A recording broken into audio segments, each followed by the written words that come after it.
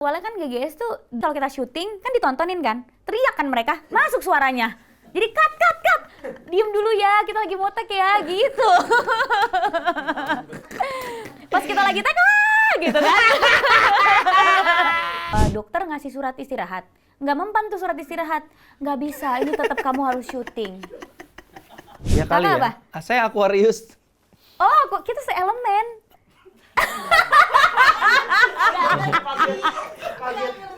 Zodiaknya udah beda nih. Ada lagi ternyata yang sama. Beban pekerjaan sudah banyak beban saya. cukup di pekerjaan. Yuk, sayang-sayangan aja yuk.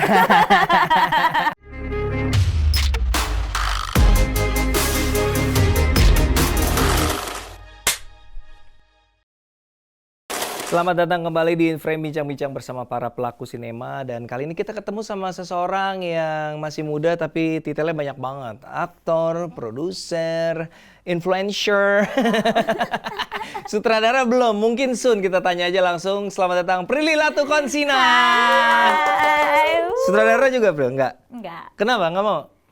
Kayaknya aku nggak cocok deh. Jadi Emang udah sutradara. nyoba?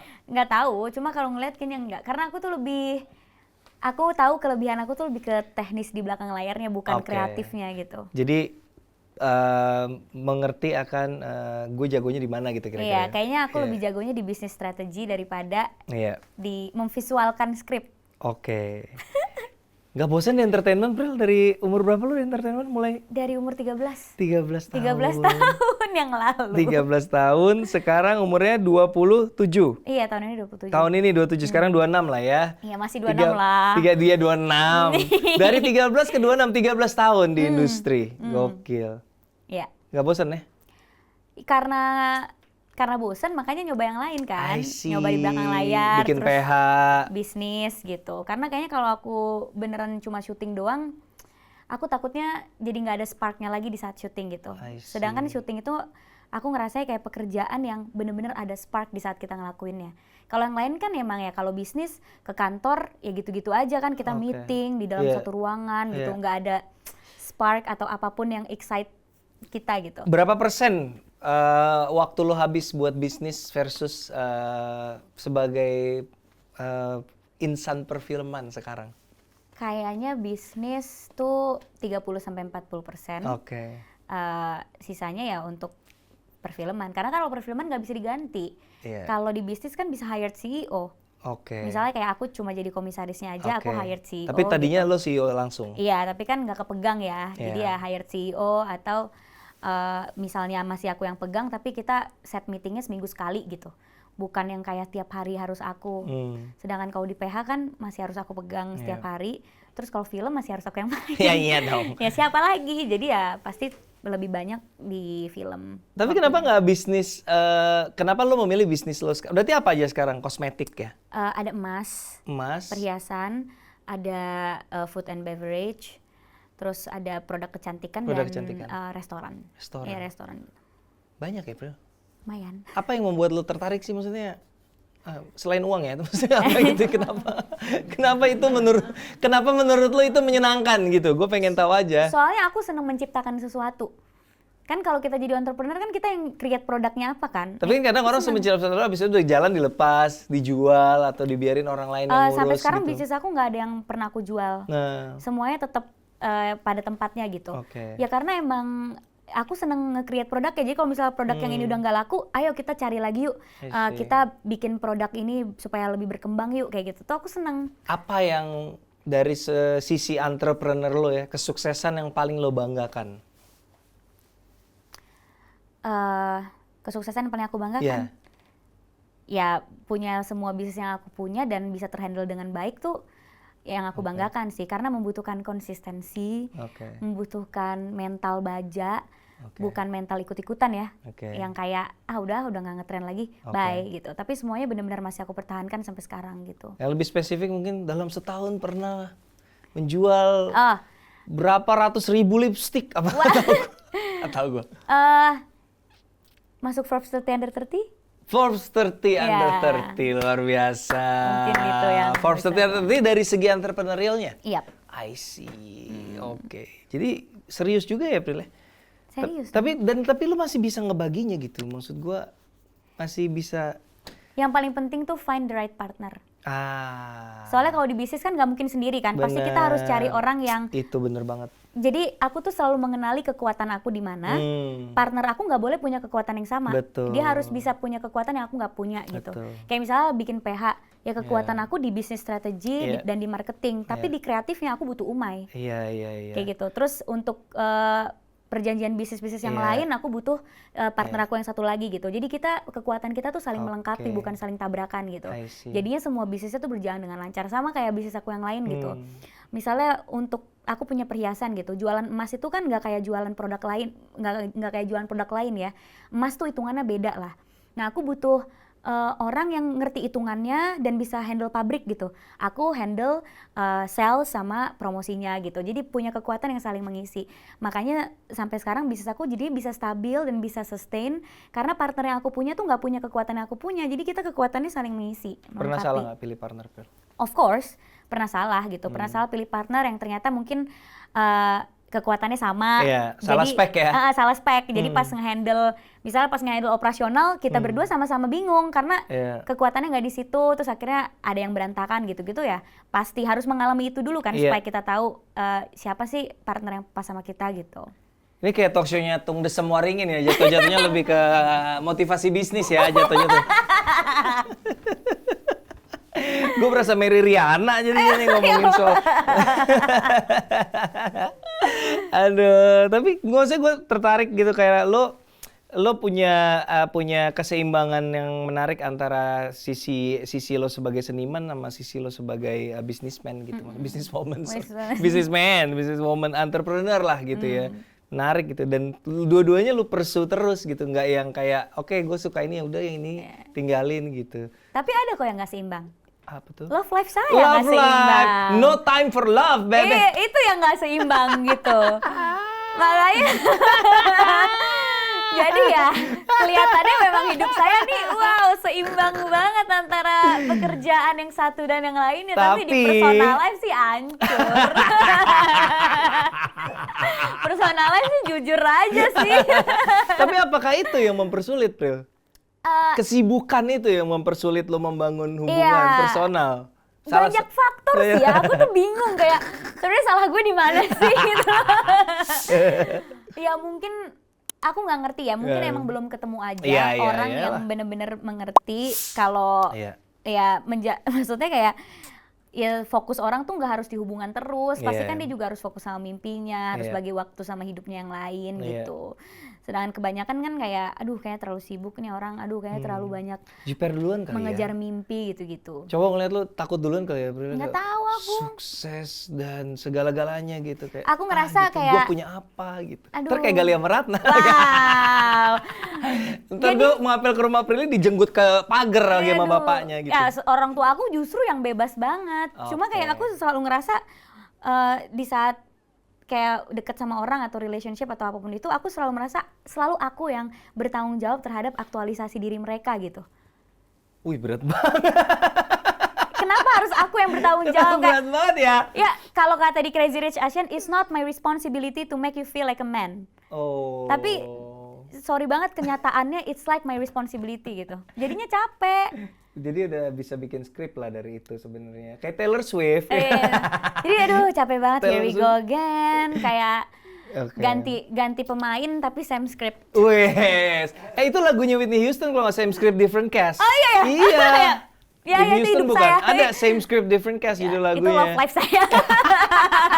Sorry ya referensi gue agak. Ya nggak apa-apa. Beda angkatan soalnya. Tapi iya kadang-kadang emang nggak. Mungkin dari lu juga kayak ngerasa ya udah gitu orang I'm having really good time. Mungkin lu ada di fase yang hidup lu nih lagi dalam masa yang sangat menyenangkan ya, seru banget gitu. Iya, lagi seru banget sama gitu. kerja gitu, seru sama diri sendiri gitu. Jadi ya kalaupun ada orang gitu yang pengen punya relationship, please jangan add more drama gitu. Jangan bawa baggage. Jangan, tolong boleh gak gitu loh, kayak beban saya di pekerjaan udah berat nih, boleh gak kita bener-bener saling membahagiakan aja, boleh? Jangan saling membebankan, boleh gak gitu loh. Tolong jangan bikin relationship tuh jadi kayaknya susah gitu. Oke. Jadi Prilly mencari pasangan yang tidak membawa banyak beban ke dalam hidup. Ya. Betul. Senang aja. Beban pekerjaan sudah banyak beban saya. cukup di pekerjaan. Yuk sayang-sayangan aja yuk. Ini loh open invitation loh dari seorang Prilly Latuconsina loh. Gila loh, kapan lagi loh ya yang mau minat lamar langsung taruh aja komen di bawah. Silakan kirim CV-nya ke email kita. Tulis zodiaknya juga ya kalau bisa ya. Oh, lu lumayan zodiakan anaknya. Zodiakan banget. Oh, zodiakan banget. Jadi gue tuh sangat tidak zodiakan. Jadi lu apa tuh? Libra. Oktober tuh Libra. Lu cocoknya kalau menurut zodiak cocoknya sama apa? Sama Gemini. Gemini, oke. Buat para Gemini di luar sana, ini adalah undangan terbuka untuk Anda. Wow, tapi Gemini tuh dibenci sama zodiak-zodiak lain, kenapa ya? Antagonis ya Gemini itu ya. Nggak tahu. Kenapa Gemini? Kenapa dia Gemini? Genit. Benar, Pril. Nggak tahu. Suka tebar pesona. Selama single tebar pesona tuh nggak apa-apa. Betul. Kecuali tebar pesonanya pas udah punya pacar. Iya. Iya nggak sih? Iya. Iya kali Kakak ya. apa? Saya Aquarius. Oh, kok kita seelemen?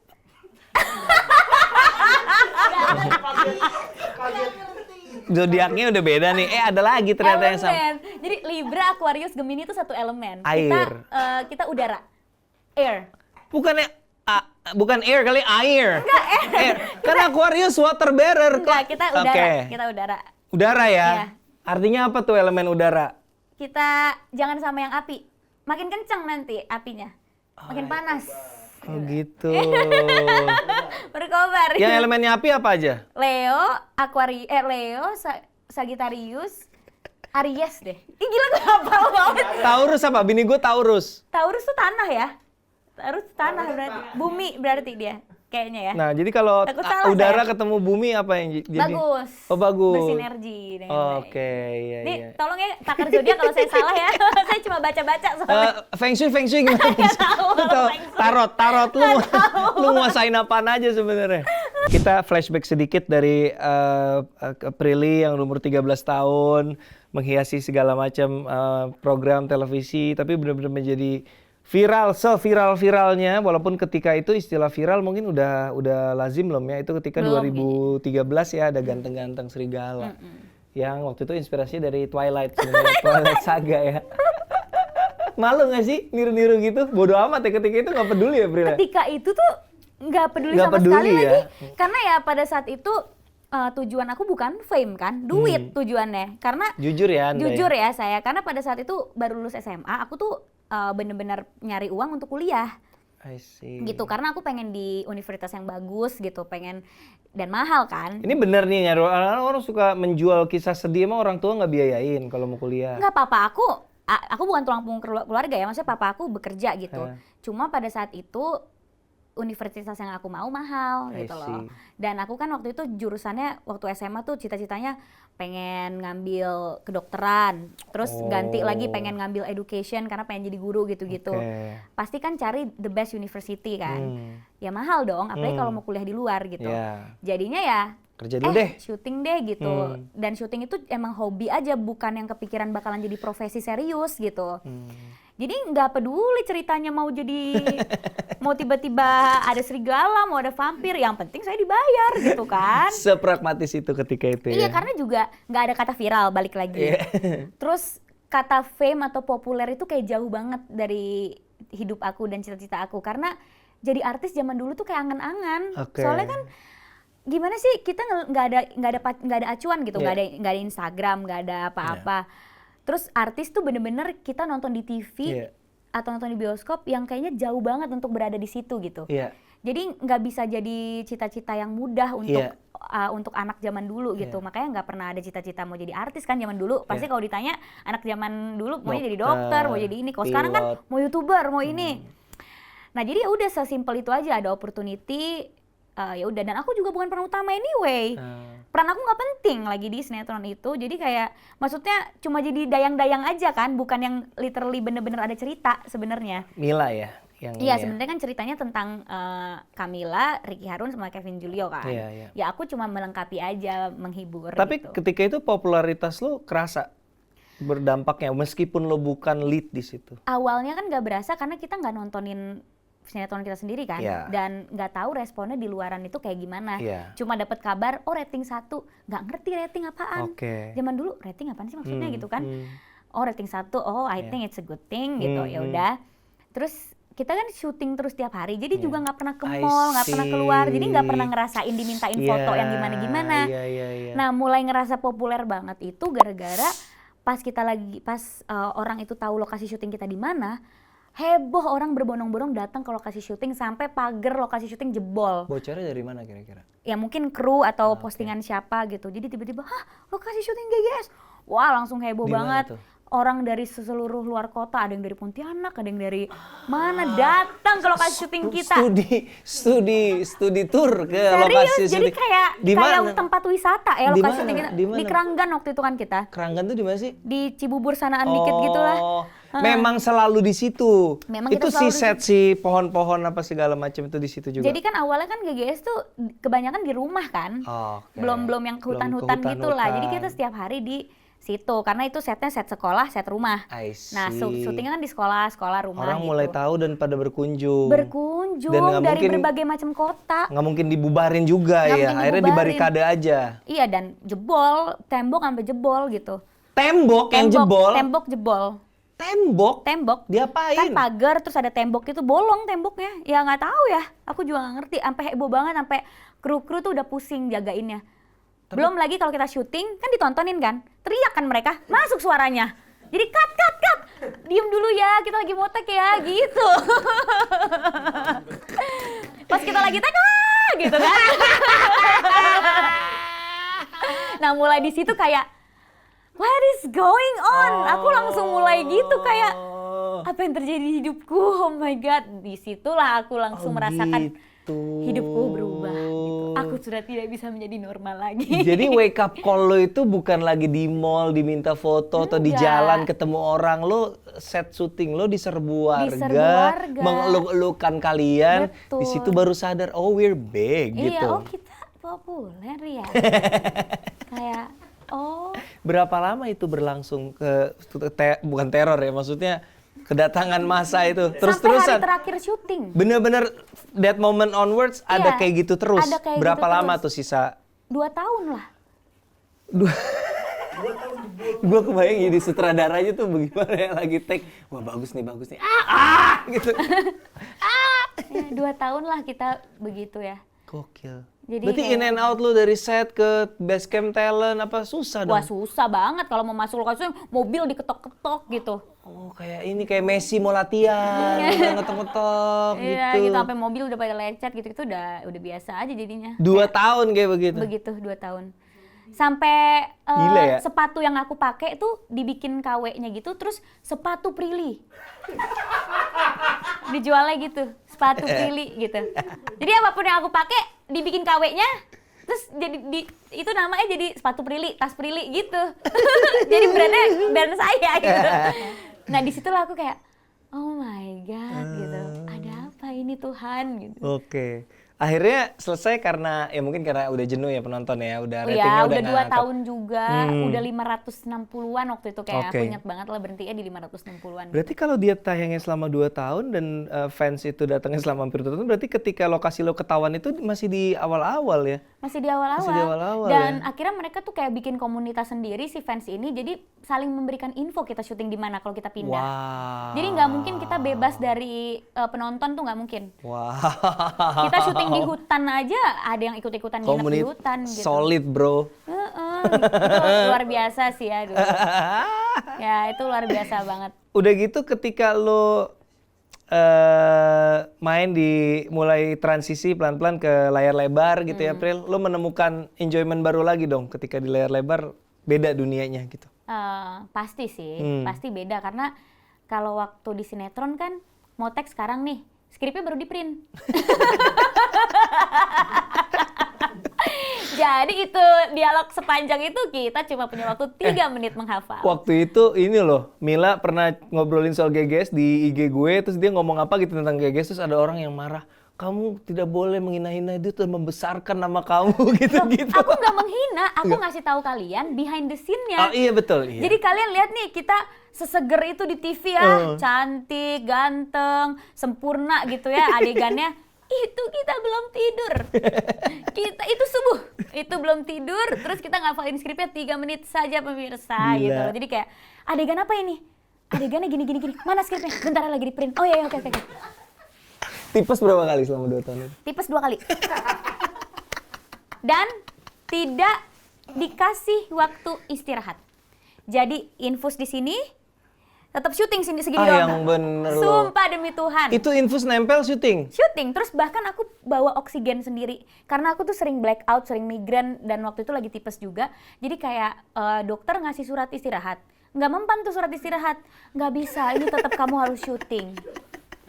Kamu tetap harus syuting. Sampai akhirnya mama aku bawa aku ke pengobatan tipes alternatif. Ada ya pengobatan tipes alternatif ya? Iya, soalnya dia udah frustasi kan, kalau sama dokter kan harus dirawat. Kalau sama dokter harus dirawat di rumah sakit. Pengobatan tipes alternatif. Alternatif tuh pakai obat-obat cacing itu. Iya Ya kan? itu. Pasien dia tuh berarti Aliando, Dude Herlino gitu ya?